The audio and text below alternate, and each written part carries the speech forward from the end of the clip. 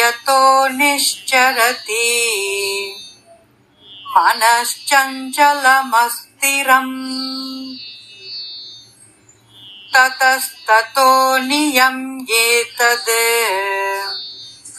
ఆత్మన్యేవ వశం నయేత్.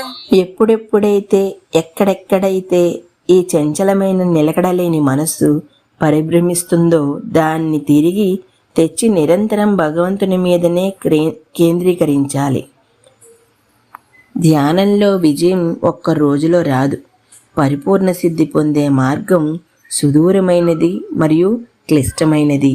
భగవంతునిపై మనస్సు కేంద్రీకరించాలని మనం ధ్యానంలో కూర్చున్నప్పుడు మనకు చాలాసార్లు తెలిసేది ఏమిటంటే మనసు ప్రాపంచిక సంకల్ప వికల్పాలలో పరిభ్రమించిపోతోంది.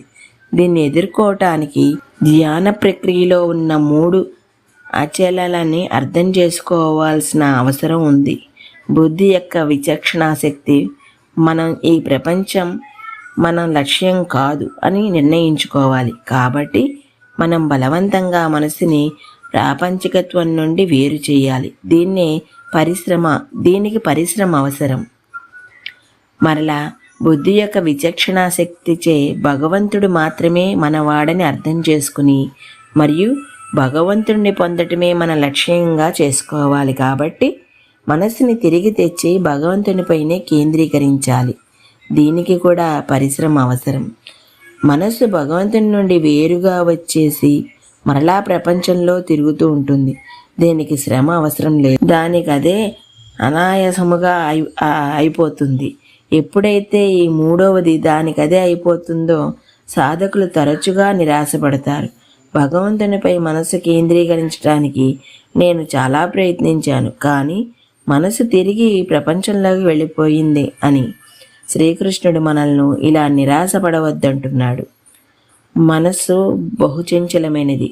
మనం ఎంత ప్రయత్నించినా అది సహజంగానే తన ఆసక్తి ఉన్న చోటికి వెళ్ళిపోతుంది. కానీ అది చంచలమైనప్పుడు తిరిగి మరోసారి ఈ ప్రపంచం నుండి దూరంగా తీసివేయాలి మరియు తిరిగి భగవంతునిపై కేంద్రీకరించాలి. 3వది దానికి అదే అయిపోతుంది అని మనకు అనుభవంలోకి వస్తుంది. మనం నిరాశ చెందకుండా మరలా 1వ 2వ ఉపాయాలు ఉపయోగించుకోవాలి. ఈ సాధన మరలా చేయాలి. అప్పుడు క్రమక్రమంగా భగవంతుని పట్ల మనసు యొక్క మమకారాశక్తి పెరగటం మొదలవుతుంది. ఈరోజుకి ఇక్కడ తాగుతున్నాను. మిగతాది రేపు చెప్తాను. అంతవరకు ధన్యవాదాలు.